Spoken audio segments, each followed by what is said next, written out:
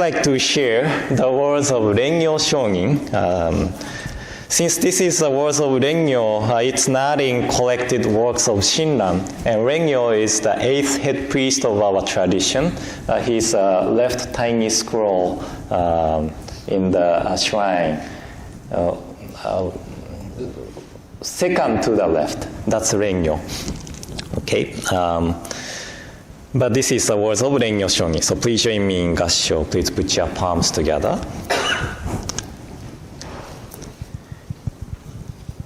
Make Buddha Dharma as the master and the world as the guest. Namo Amida Butsu. Namo Amida Butsu. Namo Amida Butsu. Namanda Butsu. Namanda. So good morning, everyone. I was expecting the less people attending the service because of the virus, people have kind of fear of going into the public, and so it's really glad to see many people attending the service today. But that's so scary, isn't it? Virus itself not only harms the body, but also kind of make people skeptical about people too. So that's really scary about virus. But anyway, it's been a week since BCA, Buddhist Churches of America Ministers Association and National Council meeting and Northwest District Convention in Renton, Washington was held. And it was really a great conference, and I heard many positive and great feedback about the conference. And some of you were there for 2 nights probably, but I was there since Tuesday, so I spent 5 days in the hotel. 5 nights means 5 nights of drinking with other ministers too.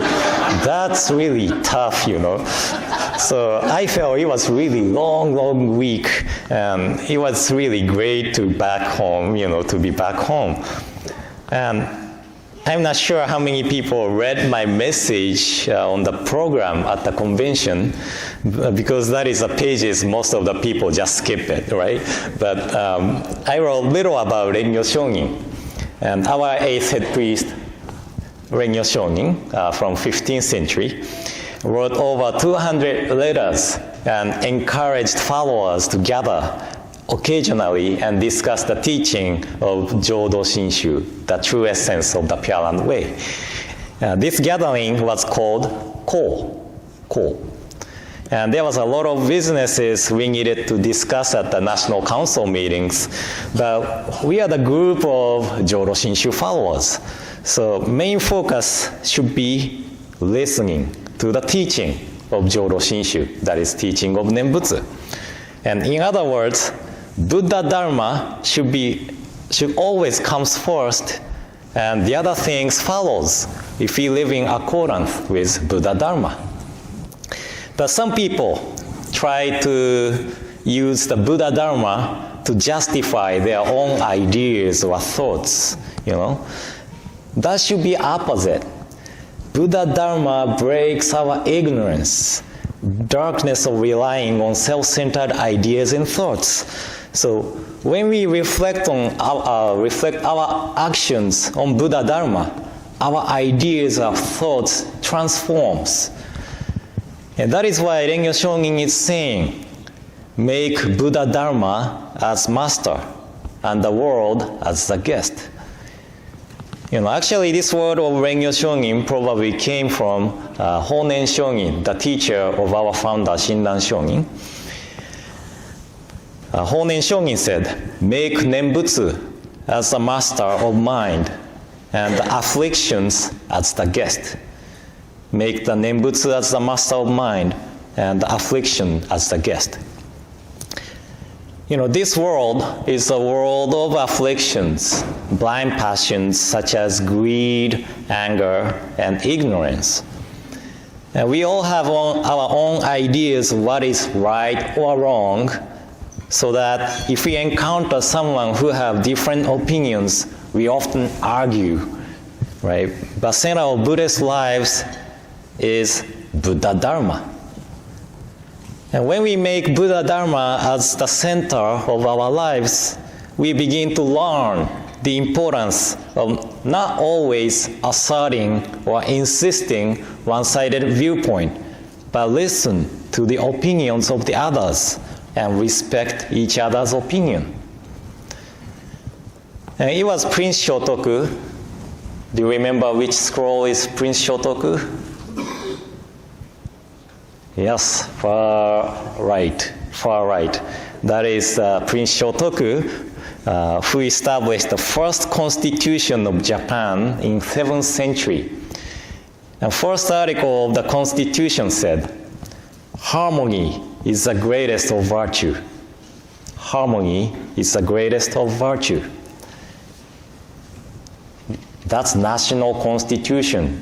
And that's great to have this word as the first article of national constitution, isn't it? It's not saying like, oh, you should work for country or anything. But it said harmony is the greatest of virtue. And actually this is a Buddhist Sangha's basic rule.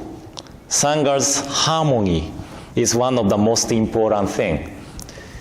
And in fact, one of the grave offenses of the Vinaya is precept, is destruction of the harmony of the Sangha. And those who have committed this grave offense were subject of exile. And there was a man named Devadatta. I'm sure you have heard of the name before. The cousin of Shakyamuni Buddha. And he was the brother of Ananda, one of the top disciples of Shakyamuni. And Devadatta was envy of Shakyamuni because they are from the same family, but Shakyamuni is admired as teacher, and Devadatta was not. And often Devadatta's story is told as if he was really an evil person of evil will. But Devadatta was also a disciple of Shakyamuni, and seems like he wanted to have strict Sangha rules and lifestyle. So he suggested to Shakyamuni many times that we need to change the rule. But Shakyamuni did not feel the need of it. So Devadatta left the Sangha and created another group. I don't know what the truth is, since this is a story from 2,500 years ago, but Devadatta might have self-conceit that he could do better than Shakyamuni. Maybe he was really a strict religious practitioner and could not agree on Shakyamuni's Sangha's rule. But it is said he took 5 disciples of Shakyamuni away and created another group. So he actually committed the grave offense of destruction of Sangha. So the story of Devadatta we see is often awful. Like it is said he tried to kill Shakyamuni Buddha many times, but he failed. And he is often depicted as really evil person who breaks the rules of Sangha. And it is said he fell in Naraka, hell, while he is alive too. So this story is not telling us that we should not have different opinions. What the mistake of Devadatta was that he broke the rule and created the new Sangha, which satisfies his own understanding of what the Sangha should be. And in the other words, his understanding came first, and Buddha Dharma was not in his consideration. So actually the word Sangha is often referred as Samagra Sangha, which means harmonious order. Harmonious order. And harmonious does not mean we should have one opinion. We all have different opinions, but we all should respect the other's opinions. And the most important thing not to forget is that Buddhism is a path of non-extreme, right? If we attach too much to our own understanding of what is wrong or what is right, and not admitting the other opinions, there will be conflict for sure. That is why we should make Buddha Dharma as master of our mind and make the world as the guest. And that was Reverend Kobata of San Francisco Buddhist Church. He said he had put a sign in San Francisco Buddhist Church saying, "Please remove your shoe.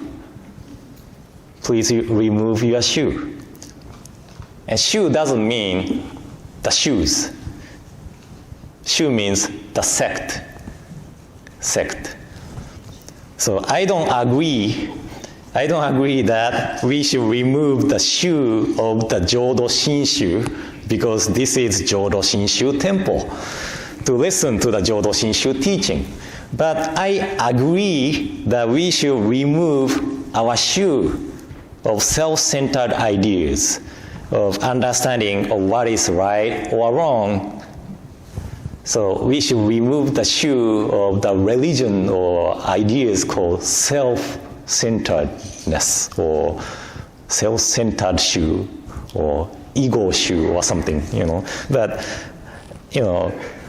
we should make Buddha Dharma as the center of our lives, at least when we are in the temple. I know we forget all about what I said when we leave the temple, but at least when we are in the temple, we should make the Dharma as the center and try to think and try to act in accordance with the Buddha Dharma.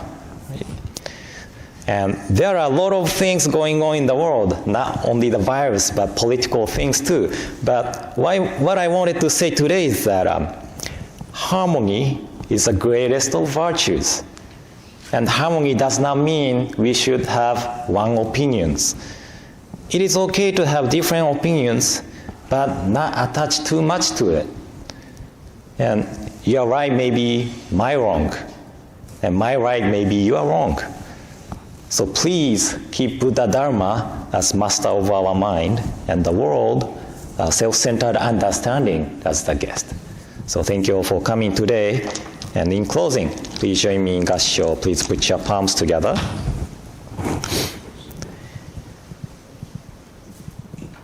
Make Buddha Dharma as the master and the world as the guest.